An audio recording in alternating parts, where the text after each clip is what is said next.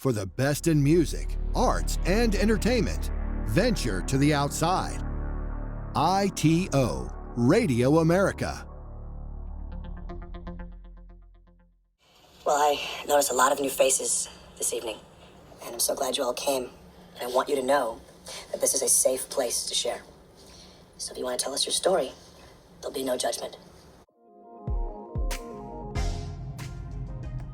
Hi, my name is Charlie, and as you know, I have a problem. I'm addicted to cars. Sometimes this addiction is a lot of fun. Other times, the addiction really does come back to bite you, and in this case, I've been bit. Concerning my 2015 Kia Optima, this isn't even supposed to be one of the Car Glutton fleet. This is just one of our personal cars that we bought and don't think too much about, and we drive. We've since given it to our daughter to drive for college. About 2 weeks ago, my daughter was driving the car home, and she said it sounded a little funny on the freeway as she was getting off the exit to our house. She stopped at the stop sign, and every light came on, and the car died. She turned it off. She was able to get it back on. She drove it, around the corner to our house, parked it, and then she gave me a call, and she said, every single light's on in the car. Something's not right, and I needed to check it out. So I got home, pulled out the OBDII scanner, and my daughter took it out and scanned it because I'm a responsible parent, and I taught my daughter how to use the OBDII, a life skill that I think you all need to teach your kids. And she plugged it in, and she got a P1326 code, which was new for me. We've dealt with just about every smog code with most of our vehicles that could possibly be, and a few others, but never seen this P1326. So I look it up, and it's basically the knock sensor for the Kia Optima. Boy, when I looked into that, there is issues, folks. Issues with Kia. Certain models, certain years, not just the Optima, not just 2015. I'll put a list here so you guys can see all the different models that can be affected. But in essence, there is an issue with the engines that Kia knows about.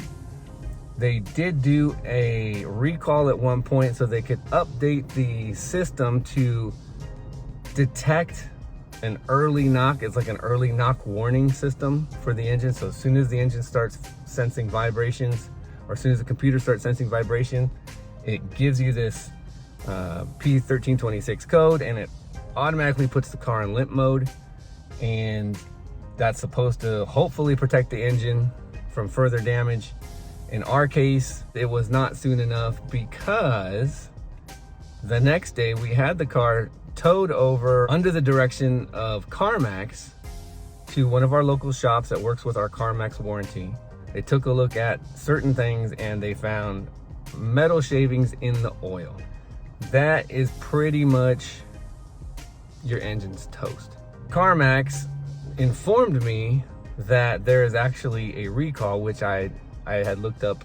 When I looked up the code, I saw this, that there is actually a class action lawsuit against Kia for this very issue. I had to have the car towed from the CarMax garage to my nearest Kia dealership. They're very knowledgeable, very nice. I spoke to the service manager, and he basically had a whole spiel ready for this exact situation. He said that they had, I think, 5 cars already there to have the engine swap. They had seen 11 over the summer, just within the past few months. He explained the process, that they were going to need to do an inspection on my car. They were going to need to verify that it was taken care of, verify that the oil changes were all on time. And that, put a pin in that because I want to talk about that in a minute. But they wanted to verify that we had basically taken care of the car, and it was through no fault of ours that the engine failed, and everything looked okay. They would submit the claim to Kia, and if Kia accepted it, they would be swapping out the engine with a brand new one. Now, they said brand new one. I found out later they meant a refreshed one, so basically a rebuilt engine at no cost to us, so that's great. technically there is a cost to us, as the dealership has informed us that even though Kia pays for the engine, we are still actually responsible for some of the hoses and things that go with replacing that engine.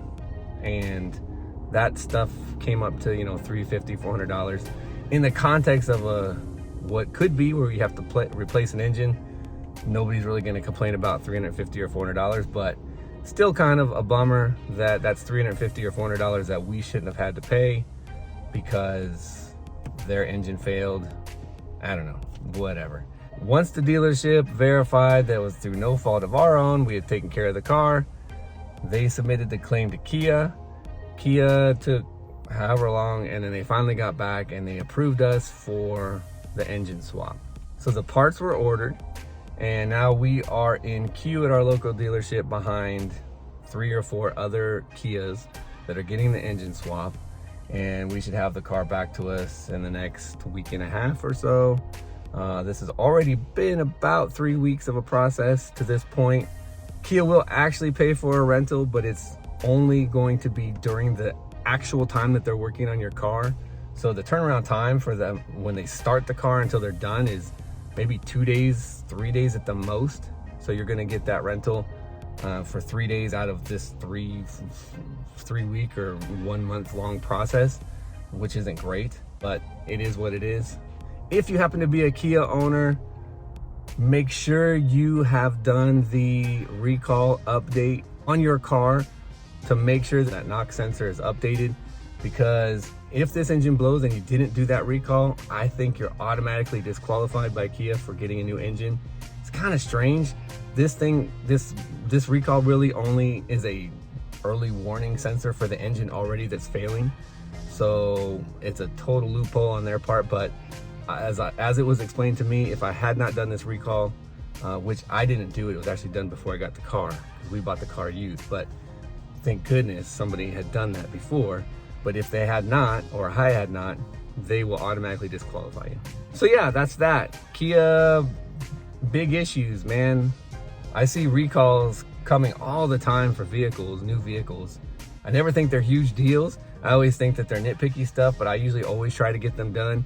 And this was a huge lesson to me that yeah, those need to be done, because in a worst case scenario, you want to make sure you have your bases covered. And thank goodness my bases were covered in this. Apparently, swapping out the engine's about an $8,000 ordeal that I'm only gonna have to pay $400 of. So I'm pretty grateful for that. But since most of you are not probably Kia drivers, I would say that the lesson for you is oil change and regular maintenance. I would assume that most of you probably already know this, or at least wouldn't be surprised by this, but with the way technology is now, when you take your car to Walmart or Jiffy Lube or wherever your oil change station of choice is, they're entering the VIN number of the vehicle and they're entering the date of the oil change and the service that's being performed, and that is attached to your car. And these car manufacturers can access that information, and they're able to recall the maintenance of your vehicle in situations like this. Now, if you do oil changes yourself, I mean, I know you're saving money and I think it's a great skill to have, but honestly, I don't know where that puts you in a situation like this, because if they don't see records of that oil being changed, I mean, it's basically your word against theirs. They can definitely inspect the engine and look for wear and tear and kind of gauge how well the engine's been taken care of, but you're kind of asking the people who are on the hook for this money to be fair and reasonable, and I just don't think that that's necessarily the way you want to go, or to depend on that. Any warranty I've ever dealt with, whether it's for a home warranty or car warranty or any warranty on earth, the people who are on hook for the money are going to try every single thing they can to get out of paying that. They're going to try to use every clause, loophole, every tiny detail to make sure they don't have to pay that. So being aware of that, just know that they are able to check in on the maintenance of your vehicle. So other than that, just a quick update on the Kia.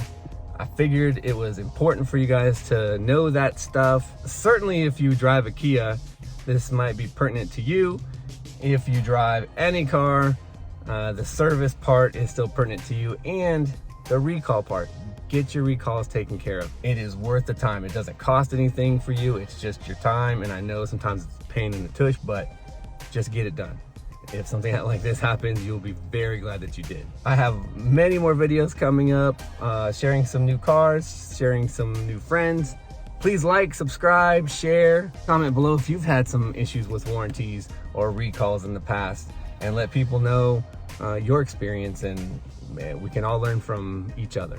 Other than that, thank you guys for watching, and I'll see you on the next one.